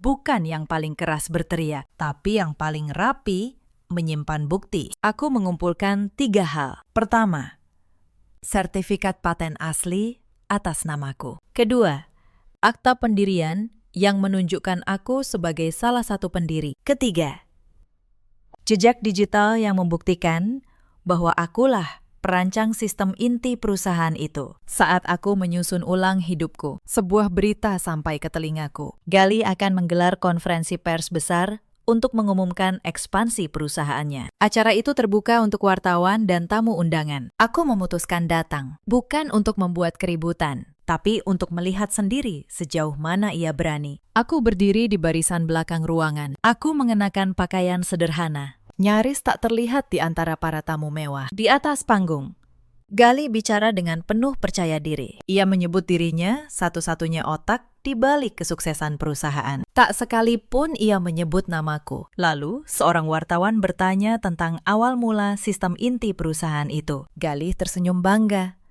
Ia berkata bahwa ia merancang semuanya seorang diri, dari nol, tanpa bantuan siapapun. Aku mendengar kebohongan itu dengan dada bergemuruh. Setiap baris kode dalam sistem itu lahir dari tangan dan otakku. Tapi ia mengakuinya sebagai miliknya sendiri di depan puluhan kamera. Saat acara usai, Fania melihatku di barisan belakang. Ia menghampiriku dengan senyum mengejek. Wah, ada juga yang datang.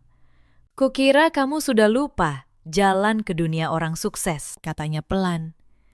Agar hanya aku yang dengar. Aku tidak menjawab. Aku hanya tersenyum tipis. Di dalam hatiku, aku mencatat tanggal ini. Aku menyimpan rekaman pernyataan Gali yang mengaku sebagai pencipta tunggal sistem itu. Kelak, pengakuan itu justru akan menjadi tali yang menjeratnya sendiri. Ia tidak tahu.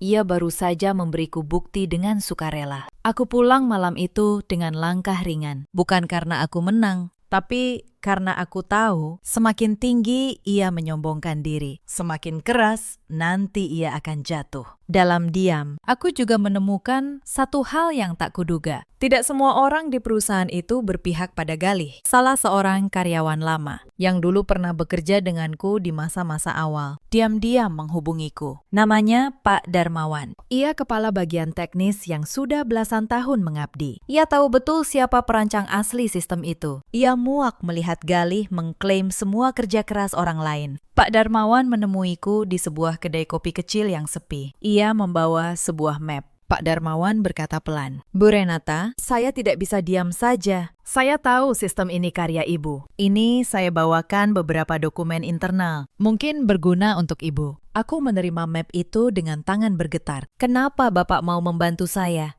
Karena kebenaran harus berdiri. Bu, saya sudah terlalu lama melihat ketidakadilan ini. Lagi pula, Pak Galih sudah mengubah perusahaan ini menjadi tempat yang busuk. Banyak karyawan yang resah. Map itu berisi catatan rapat lama, jejak revisi sistem yang menunjukkan namaku sebagai perancang awal, serta beberapa surel internal yang membuktikan kontribusiku. Itu menjadi lapisan bukti tambahan yang memperkuat posisiku. Aku berterima kasih pada Pak Darmawan. Aku berjanji, jika kelak aku memegang kendali, aku akan membangun kembali perusahaan itu menjadi tempat yang adil, tempat di mana kerja keras setiap orang dihargai, sementara aku menyusun bukti. Pak Wibowo menyelidiki sisi lain. Beliau punya seorang kenalan yang ahli menelusuri arus keuangan. Dari penelusuran itu, kami menemukan sesuatu yang lebih busuk dari yang kubayangkan. Galih ternyata tidak hanya berselingkuh. Ia juga menggunakan dana perusahaan untuk membeli sebuah apartemen mewah. Apartemen itu ia atasnamakan Fania. Itu bukan lagi soal rumah tangga. Itu sudah masuk ranah pidana. Penggelapan dana perusahaan. Aku menatap dokumen itu dengan dingin. Selama ini ia menyebutku tidak punya kontribusi.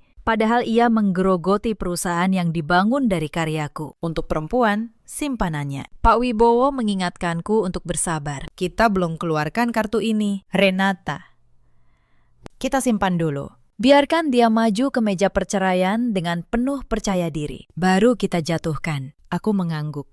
Aku belajar menahan amarah, mengubahnya menjadi kesabaran yang dingin. Di sela-sela persiapan itu, ada malam-malam yang berat. Aku tinggal sendirian di kamar kos sempit. Lampunya temaram. Hanya ada suara kipas angin tua dan detak jam dinding yang menemani. Aku mencoba menelpon anak-anakku. Tapi setiap kali yang menjawab adalah Bu Sukma. Ia langsung memutus sambungan begitu mendengar suaraku. Beberapa kali nomorku bahkan diblokir. Suatu malam, Bima berhasil menelponku diam-diam memakai ponsel temannya. Suaranya berbisik takut. Ia bilang, ia merindukanku. Ia bilang, Naila sering menangis di malam hari mencari pelukanku. Aku menahan tangis di ujung telepon. Aku tidak boleh menambah beban di pundak anak kecil itu. Aku hanya berkata, Bunda sayang Bima.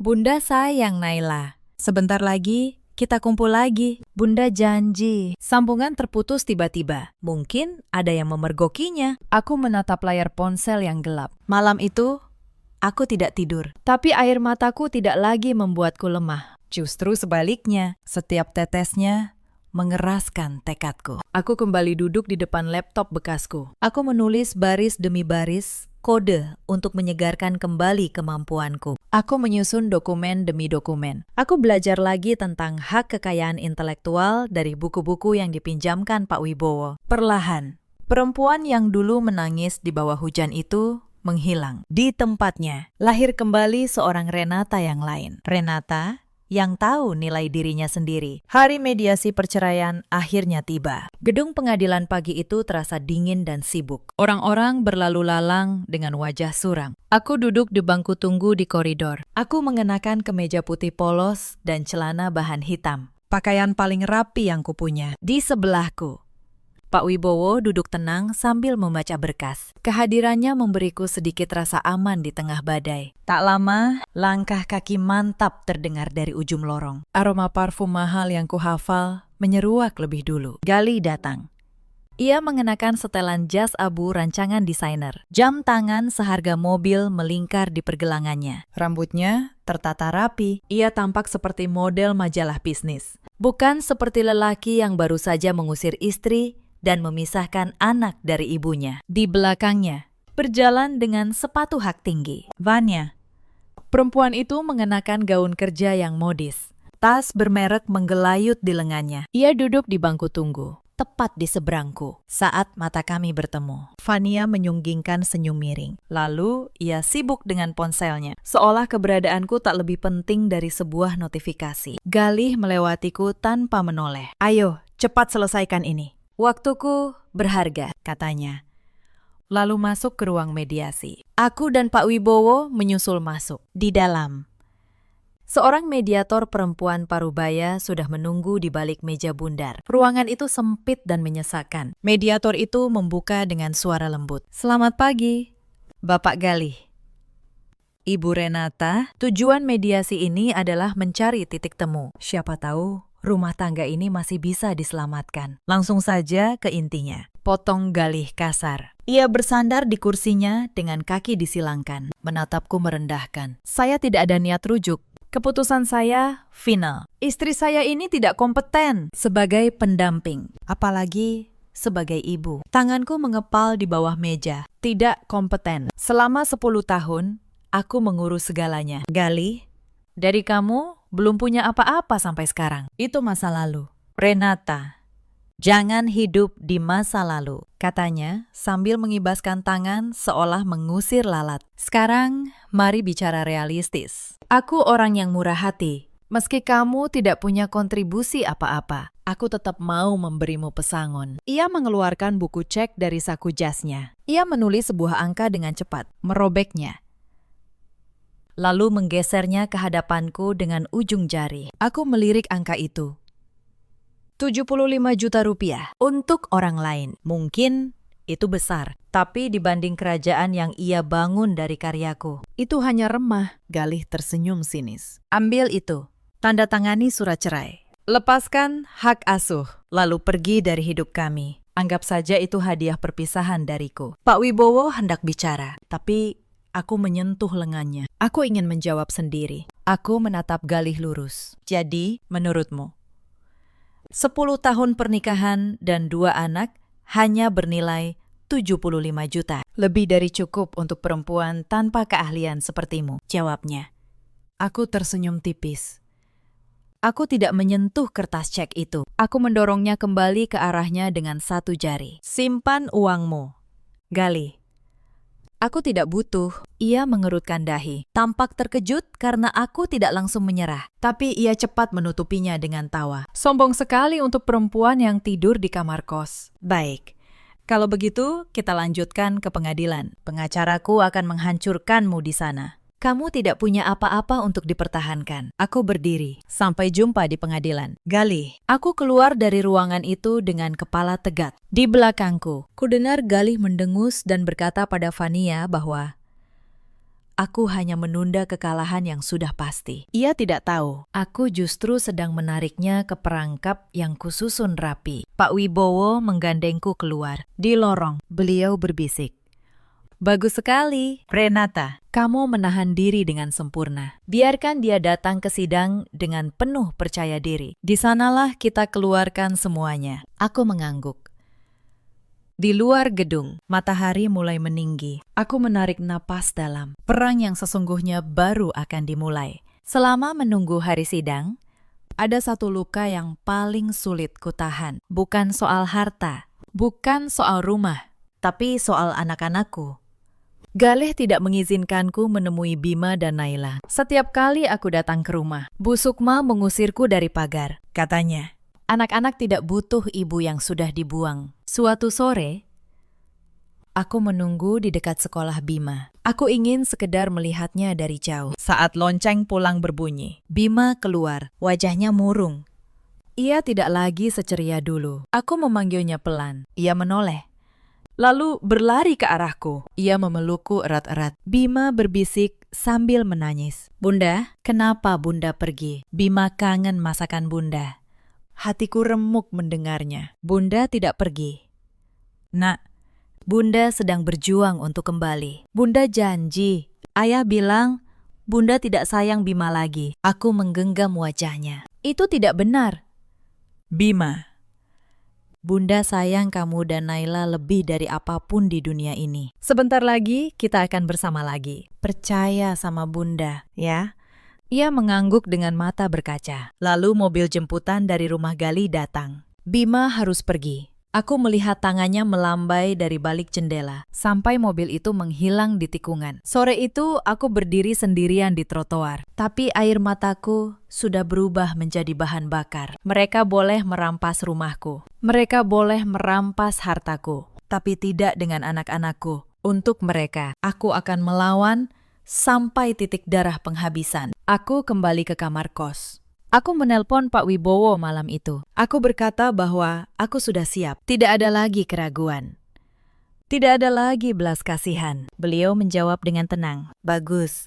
3 hari lagi sidang. Kita akan tunjukkan pada dunia siapa Renata Mahardika yang sebenarnya. Hari sidang tiba. Ruang sidang itu lebih besar dari ruang mediasi. Hakim duduk di kursi tinggi. Di sisi kanan, Galih duduk bersama pengacaranya. Seorang lelaki berjas mahal yang terkenal sering memenangkan kasus orang kaya. Fania duduk di bangku pengunjung, lagi-lagi dengan senyum congkaknya. Aku duduk di sisi kiri bersama Pak Wibowo. Aku mengenakan blazer sederhana berwarna gelap. Tenang, rapi, tidak gemetar. Sidang dibuka. Pengacara Galih bicara lebih dulu. Ia menggambarkan klienku sebagai perempuan tak berdaya, tanpa pekerjaan, tanpa penghasilan, tanpa tempat tinggal. Ia berkata bahwa demi kesejahteraan anak, hak asuh harus jatuh kepada Galih yang mapan. Galih duduk dengan dagu terangkat. Sesekali ia melirikku dengan tatapan menghina. Ia begitu yakin akan menang.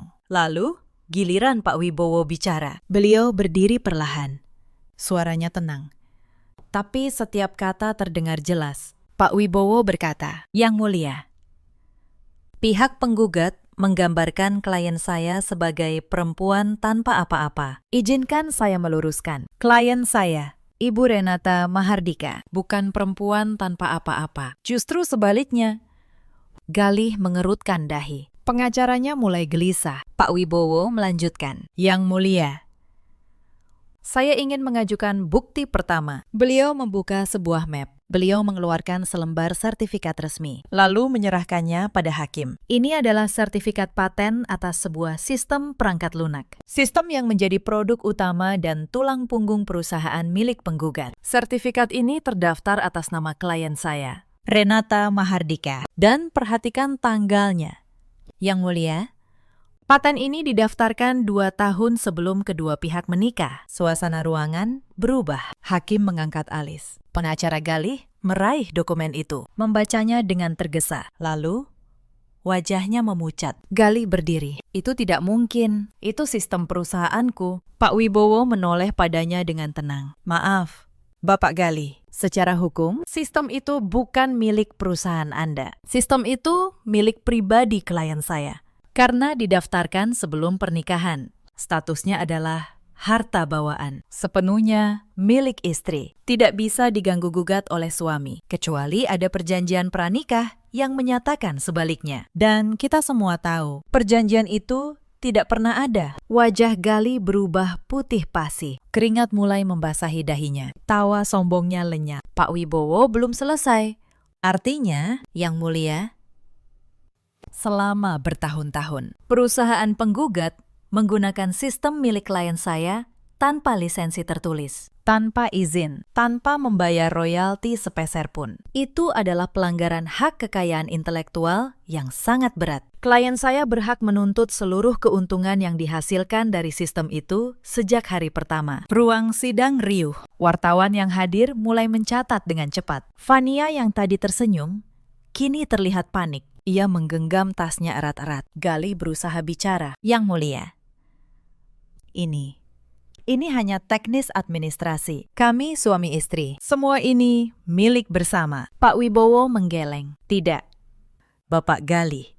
Harta bawaan tidak pernah menjadi milik bersama. Itu sudah jelas diatur dalam hukum." Lalu Pak Wibowo menatapku. Beliau memberiku anggukan kecil. "Inilah saatnya kartu terakhir. Yang mulia, ada satu bukti lagi yang ingin kami ajukan. Bukti ini berkaitan dengan alasan sebenarnya di balik perceraian ini. Beliau membuka map kedua. Beliau mengeluarkan setumpuk dokumen keuangan. Ini adalah catatan aliran dana dari perusahaan penggugat. Dari catatan ini terlihat jelas bahwa sejumlah besar dana perusahaan telah dialihkan untuk membeli sebuah apartemen mewah. Apartemen itu diatasnamakan seorang perempuan bernama Fania, direktur operasional perusahaan sekaligus. Maaf, saya harus mengatakannya. Simpanan dari penggugat. Seluruh ruangan terkesiap. Mata semua orang beralih ke Fania. Perempuan itu berdiri dengan wajah ketakutan. Fania berteriak, "Itu bohong. Apartemen itu hadiah." Pak Wibowo menatapnya dingin. "Hadiah dari dana perusahaan, Ibu. Itu namanya penggelapan. Dan itu sudah masuk ranah pidana. Bukan lagi urusan rumah tangga." Galih jatuh terduduk di kursinya. Tubuhnya gemetar. Lelaki yang tadi pagi begitu angkuh, kini tampak seperti rumah kartu yang runtuh. Aku menatapnya dari seberang ruangan. Tidak ada lagi rasa takut di dadaku. Tidak ada lagi rasa kerdil. Aku melihat ke matanya. Dan untuk pertama kalinya dalam bertahun-tahun, dialah yang menunduk lebih dulu. Galih bangkit dari kursinya dengan susah payah. Wajahnya yang tadi angkuh, kini basah oleh keringat. Ia menatapku, mencoba mencari sisa belas kasihan di mataku. Galih berkata dengan suara gemetar, "Renata, kita bisa bicara baik-baik. Kamu istriku. Kita bisa selesaikan ini di dalam keluarga." Aku menatapnya tenang. Tidak ada lagi getaran di dadaku. "Keluarga. Kamu menyebut keluarga sekarang. Galih, di mana kata itu saat kamu mengusirku di bawah hujan? Di mana kata itu saat kamu menyuruhku tidur di kamar pembantu? Di mana kata itu saat kamu merebut anak-anakku?" Ia terdiam. Tak ada jawaban yang bisa ia berikan. "Kamu tidak pernah menganggapku keluarga." Lanjutku, pelan. "Kamu menganggapku alat. Saat aku berguna, kamu pakai. Saat kamu kira tak berguna, kamu buang. Tapi kamu lupa satu hal, Galih. Alat yang kamu buang ternyata adalah pondasi yang menyangga seluruh bangunanmu." Pengacaranya mencoba menyela, tapi hakim mengangkat tangan. Seluruh ruangan hening. Hanya suaraku yang terdengar. "Aku tidak datang ke sini untuk balas dendam," kataku.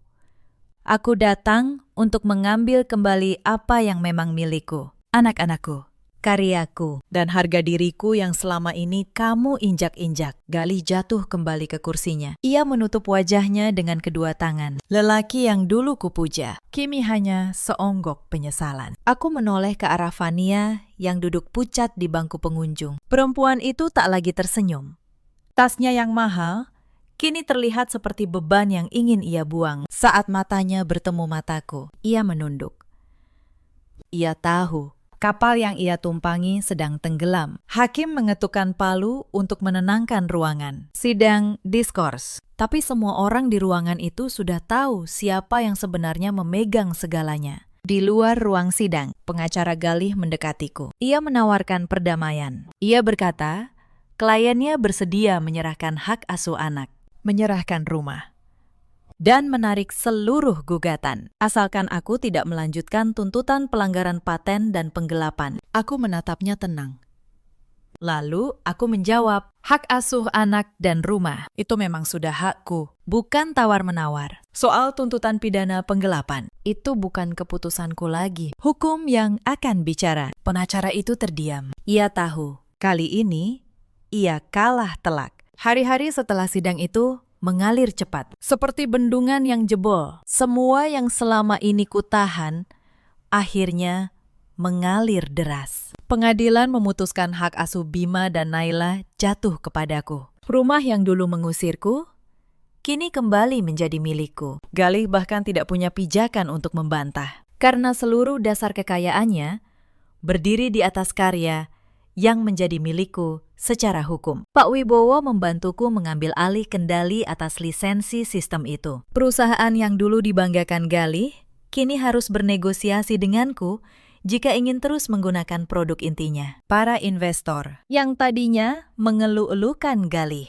kini berbalik mencariku. Mereka baru sadar siapa otak sebenarnya di balik perusahaan itu. Aku tidak menghancurkan perusahaan itu. Itu bukan tujuanku. Aku justru mengambil alih kemudi dan memperbaikinya. Banyak karyawan yang dulu setia, akhirnya tahu kebenarannya. Mereka menyambutku dengan hormat. Untuk pertama kalinya dalam bertahun-tahun, namaku kembali disebut. Bukan sebagai istri seseorang, tapi sebagai Renata Mahardika, sang perancang. Aku mengangkat Pak Darmawan menjadi kepala bagian teknis yang sesungguhnya dihargai. Aku membentuk aturan baru. Setiap karya, setiap ide dicatat atas nama penciptanya. Tidak ada lagi orang yang bekerja dalam bayang-bayang seperti aku dulu. Para karyawan yang dulu tertekan, kini bekerja dengan tenang. Perusahaan itu perlahan menjadi tempat yang sehat. Mbak Yanti, asisten rumah tangga yang dulu membantuku saat aku diusir, kini kuangkat menjadi pengurus rumah yang kupercaya sepenuhnya. Ia menangis haru saat aku berterima kasih atas kebaikannya di masa-masa tergelapku. Sementara aku bangkit, Galih jatuh. Kasus penggelapan dana itu berlanjut ke ranah pidana, tanpa perusahaan, tanpa nama baik.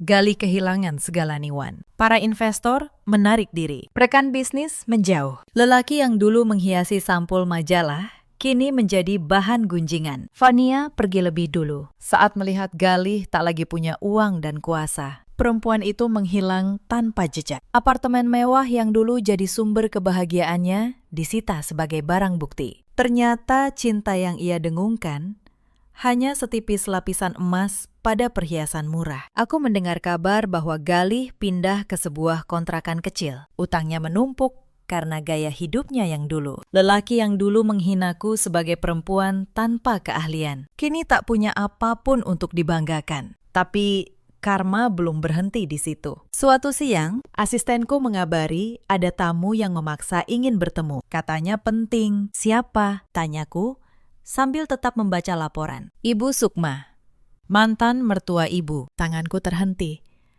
Ibu mertuaku. Perempuan yang dulu menyuruhku tidur di kamar pembantu. Yang dulu menyebutku istri tidak tahu diri. Aku menarik napas panjang. Suruh masuk. Pintu terbuka. Bu Sukma masuk dengan langkah ragu. Ia tidak lagi terlihat angkuh. Wajahnya lebih tua. Rambutnya tak lagi tertata rapi seperti dulu. Ia membawa sebuah rantang makanan di tangannya. Renata. Sapanya pelan. Suaranya bergetar. Silakan duduk, Bu. Kataku sopan, tapi tanpa kehangatan berlebih. Aku tidak membencinya, tapi aku juga tidak bisa melupakan hinaan-hinaannya. Ia duduk di tepi kursi, memegang rantang itu erat. Ibu bawakan opor ayam kesukaanmu. Dulu kamu suka, kan?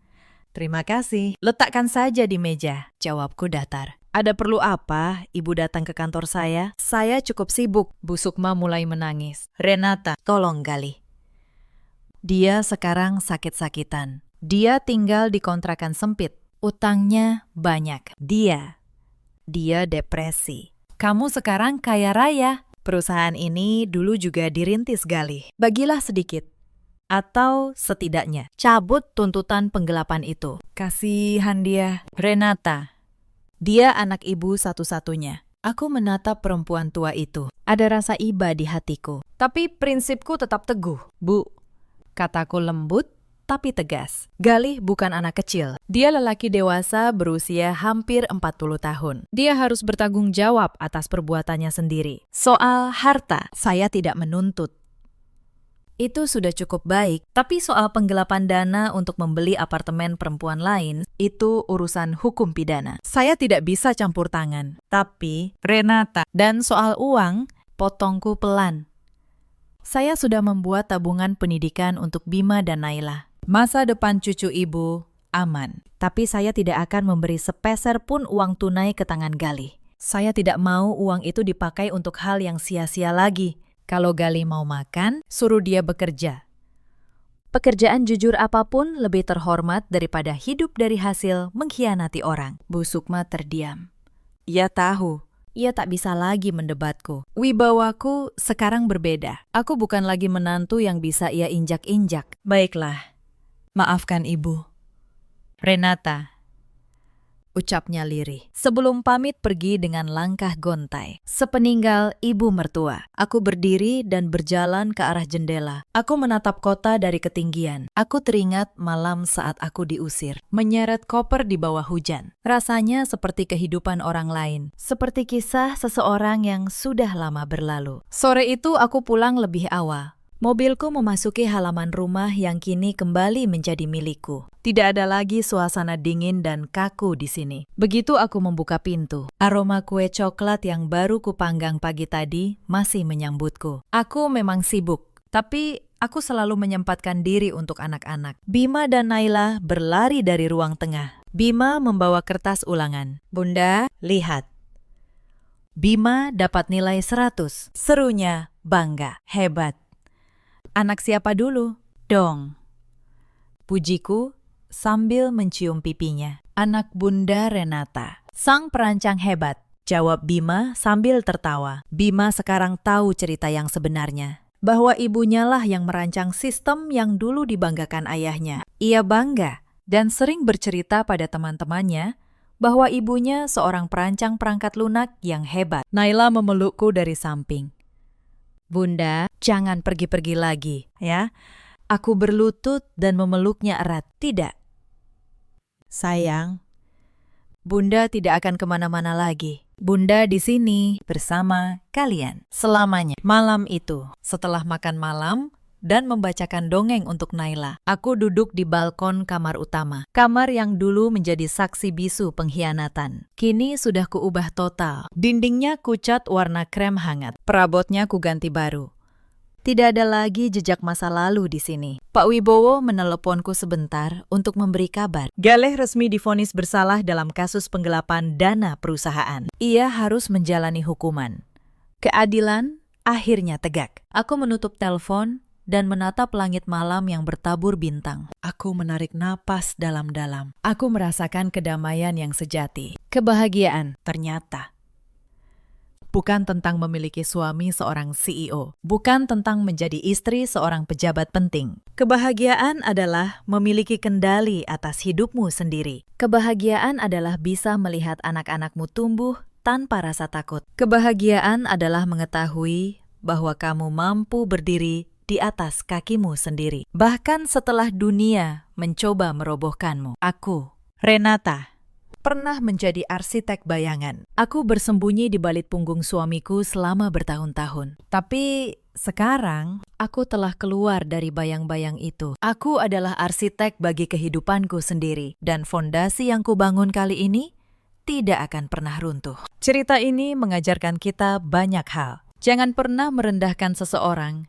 hanya karena ia memilih diam. Dan jangan pernah merasa aman saat membangun kebahagiaan di atas penderitaan orang lain. Di luar sana, ada banyak perempuan yang seperti aku dulu. Mereka mengubur keahlian dan impian demi keluarga. Mereka dianggap lemah, padahal merekalah tiang yang menyangga rumah. Jika kalian salah satunya, ingatlah, nilaimu tidak pernah hilang. Ia hanya menunggu waktu untuk bersinar kembali. Di luar sana juga ada banyak suami seperti Galih. Mereka lupa siapa yang menemani saat mereka belum punya apa-apa. Mereka kira kesuksesan adalah hasil tangan mereka sendiri. Padahal di belakang mereka ada seseorang yang berkorban dalam diam. Dan ada pula para ibu mertua seperti Bu Sukma yang baru menyadari nilai seorang menantu setelah semuanya terlambat. Dalam hidup, kita selalu punya pilihan. Memilih untuk bangkit atau memilih untuk tenggelam. Aku memilih bangkit dan aku tidak pernah menyesalinya. Aku masuk kembali ke kamar anak-anak. Aku mengecup kening Bima dan Naila yang tertidur pulas. Disinilah surgaku, di pelukan anak-anakku, dan dalam harga diri yang telah kutemukan kembali. Terima kasih, sahabat cerita,